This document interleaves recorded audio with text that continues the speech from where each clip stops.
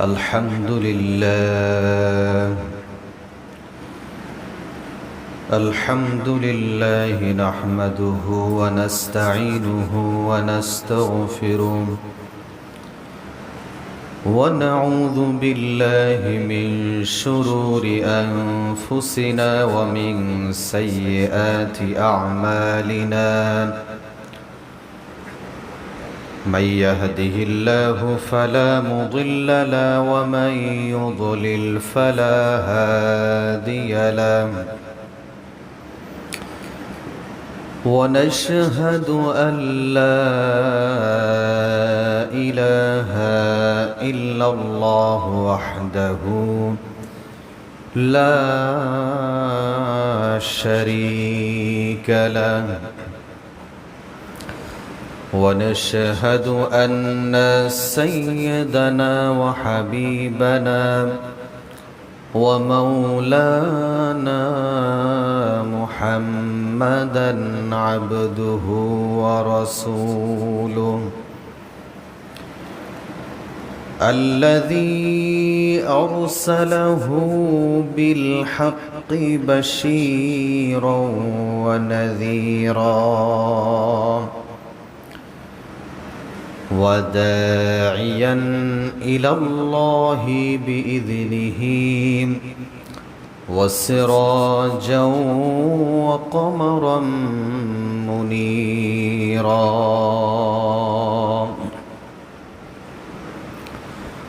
فقد قال الله تعالى في كلامه المجيد والفرقانه الحميد أعوذ بالله من الشيطان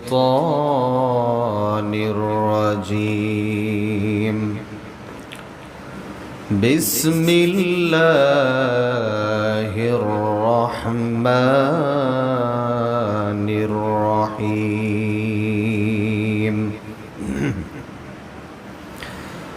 كنتم خير أمة أخرجت للناس تأمرون بالمعروف وتنهون عن المنكر وتؤمنون بالله وقال رسول الله صلى الله عليه وسلم ألا كلكم راع وكلكم مسؤول عن رعيته فلأمير الذي على الناس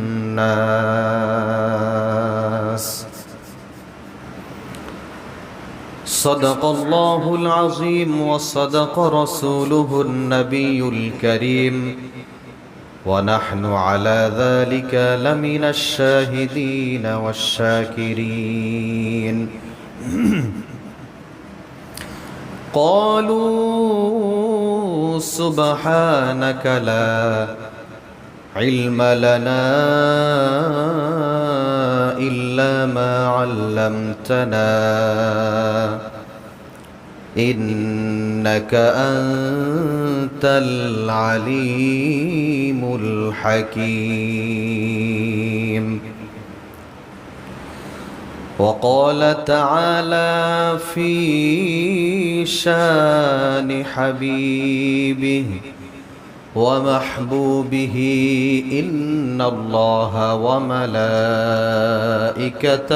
يصلون على النبي يا أيها الذين آمنوا صلوا عليه وسلموا تسليما اللهم صل على سيدنا مولانا محمد وعلى آل سيدنا شفيعنا محمد اللهم صل على سيدنا مولانا محمد وعلى آل سيدنا شفيعنا محمد سيد الكونين والثقلين والفريقين من عرب ومن عجم اللهم سيدنا مولانا محمد وعلى آل سيدنا شفيعنا محمد بلغ العلا بكماله كشف الدجى بجماله حسنت جميع خصاله صلوا عليه وآله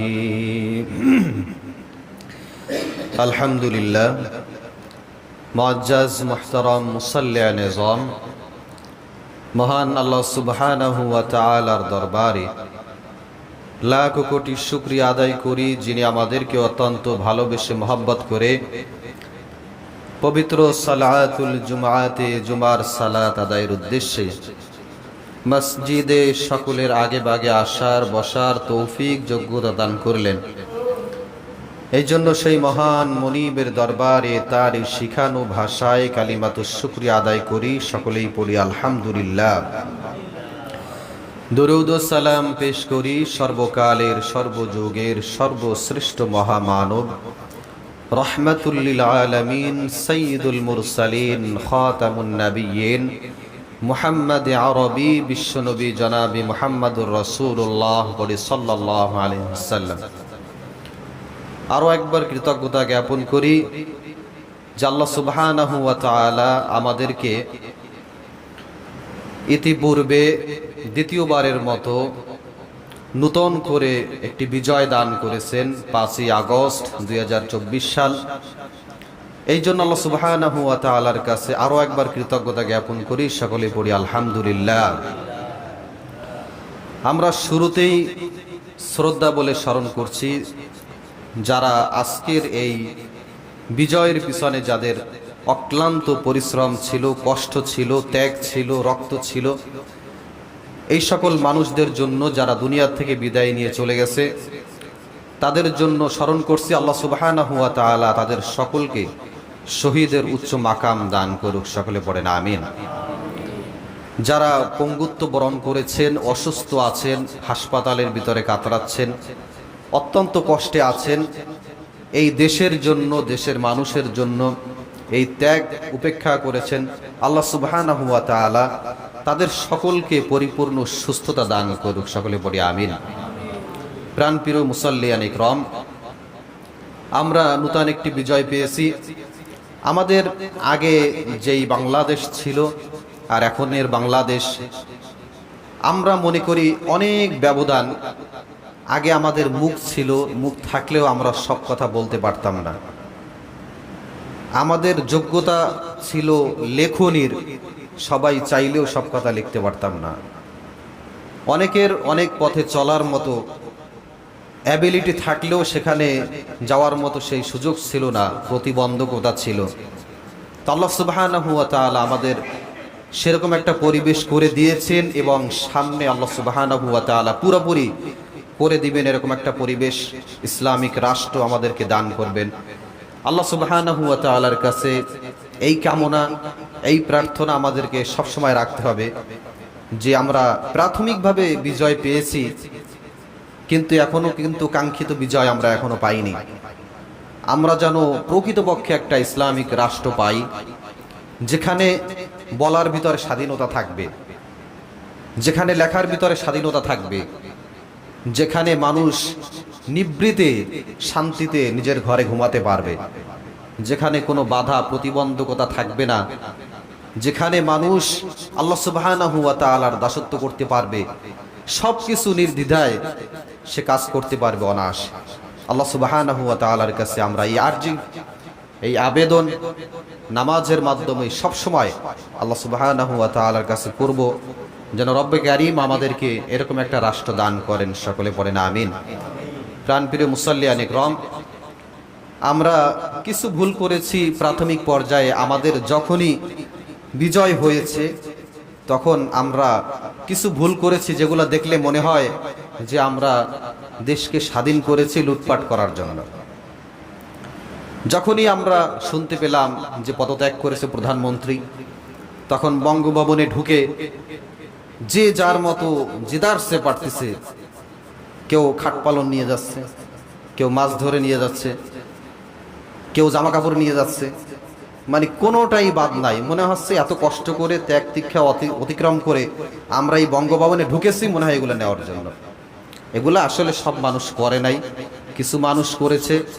যারা এই সংগ্রামগুলো করেছে আমি মনে করি তারা করে নাই। এগুলো যারা করেছে তারা হচ্ছে কিছু ছেঁচড়া চোর, সুযোগের সদ্ব্যবহার করেছে।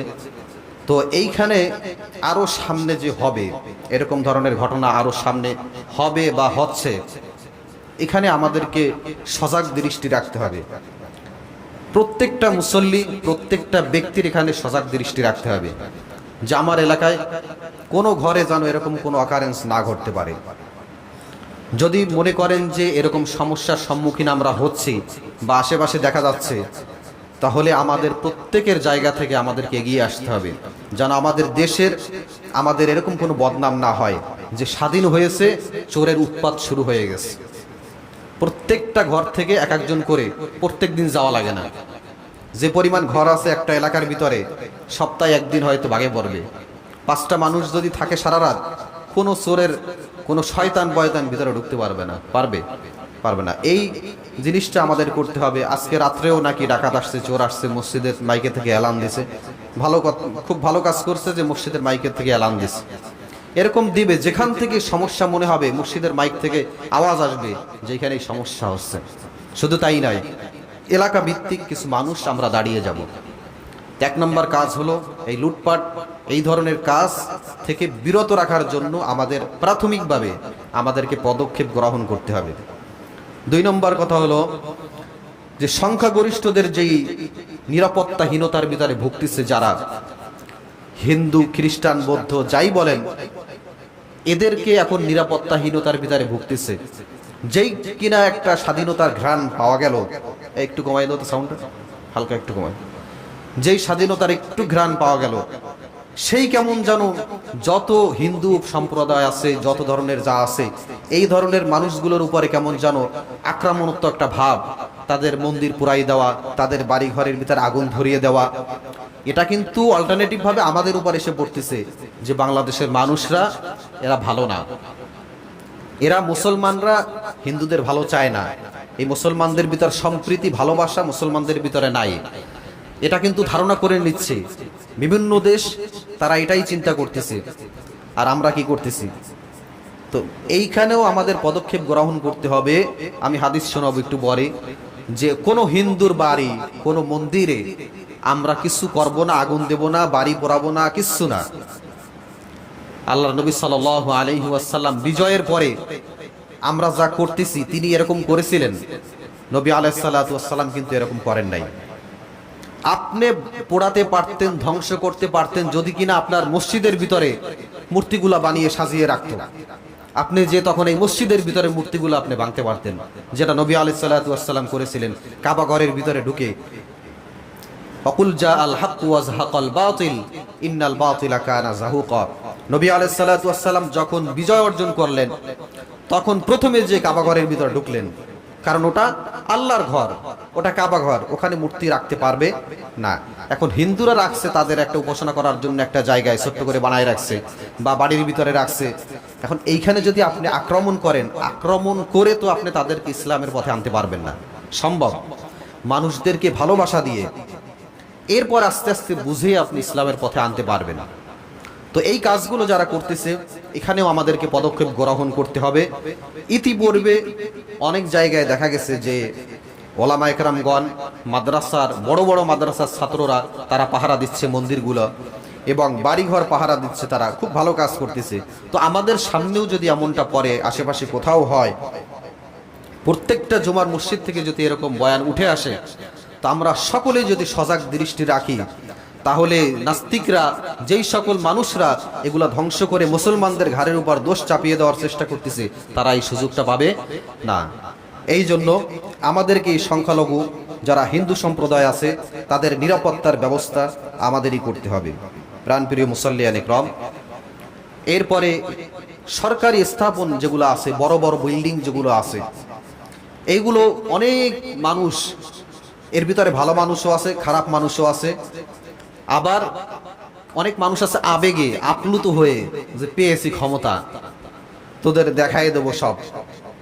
তো ক্ষমতা দেওয়ার মালিক কিন্তু আল্লাহ, এটা বুঝতে হবে যে ক্ষমতা আল্লাহ সুবহানাহু ওয়া তাআলা দেন, আবার চাইলে আল্লাহ সুবহানাহু ওয়া তাআলা ক্ষমতা নিয়ে যেতে পারেন, আবার আল্লাহ সুবহানাহু ওয়া তাআলা চাইলে সম্মান দান করতে পারেন, আল্লাহ চাইলে অপমান করতে পারেন। যে আপনি প্রাথমিকভাবে একটু বিজয় পেয়েই আপনি পুরো সরকারি যে স্থাপনাগুলো আছে, বিল্ডিংগুলো আছে, এগুলো আপনি জ্বালিয়ে দিলেন, এটা কিন্তু আদৌ ঠিক হয়নি। এই কাজগুলো করা যাবে না।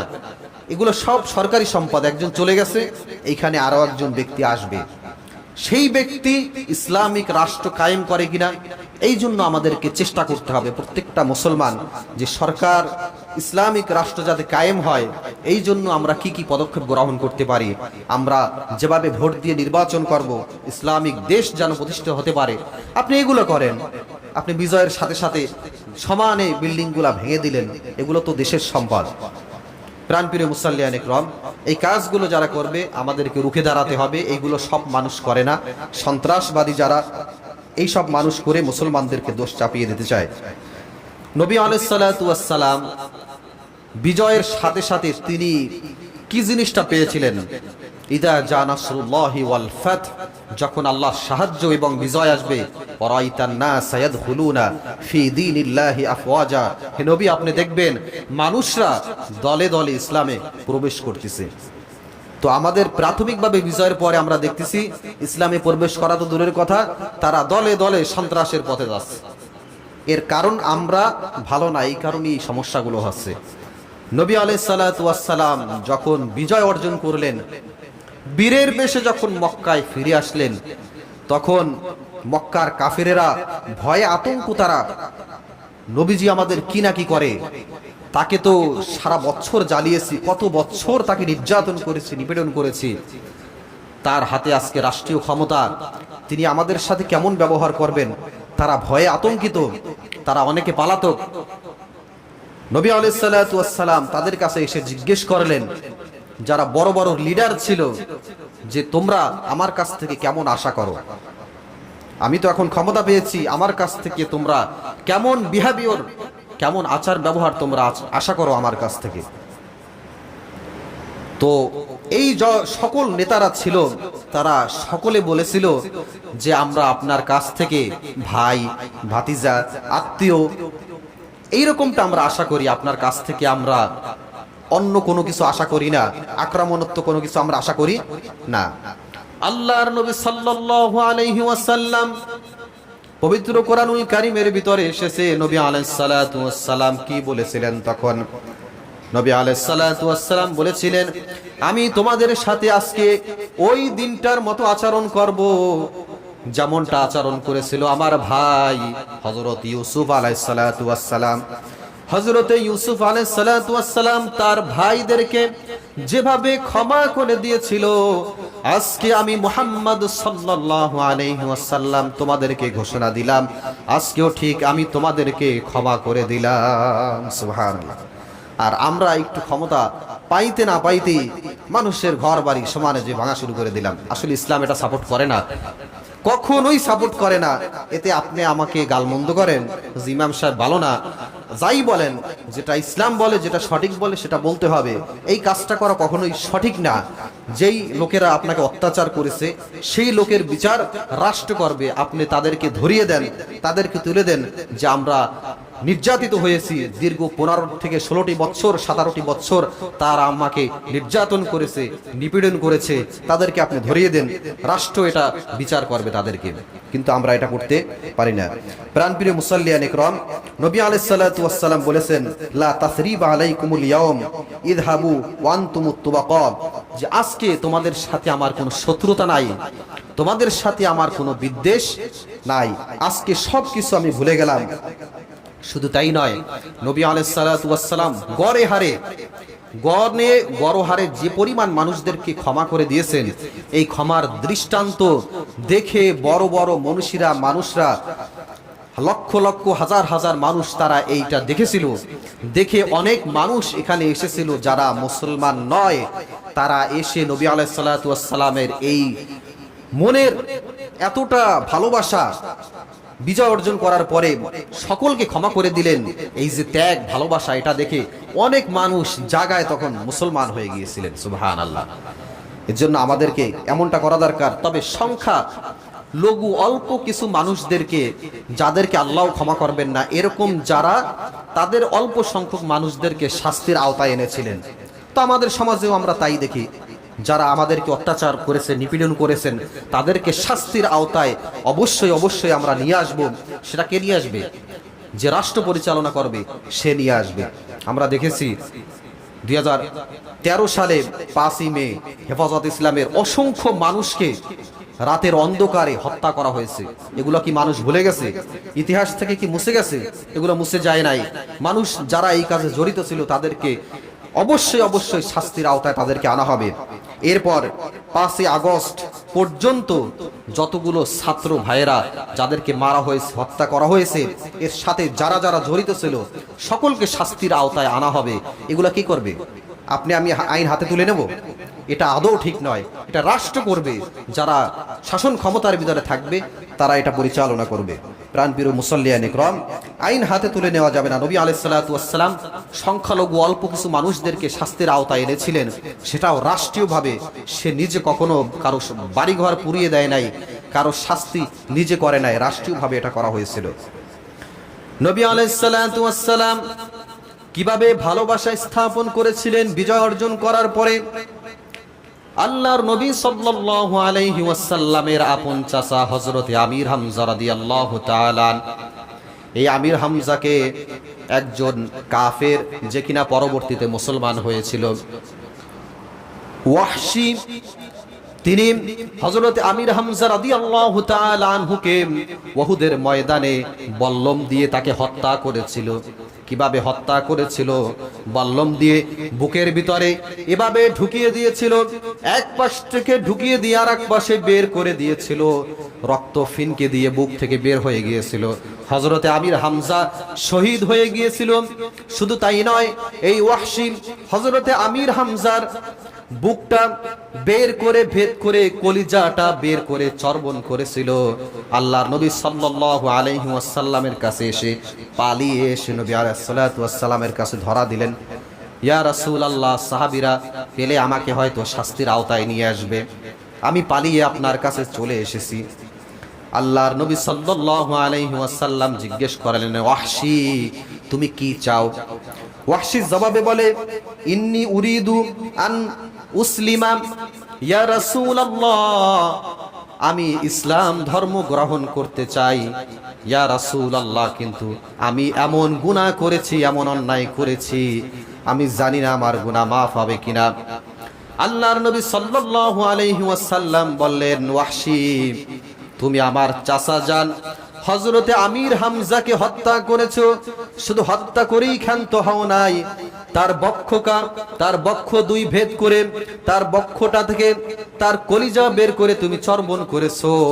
ওয়াহশী, আমি কখনোই এটা ভুলতে পারবো না।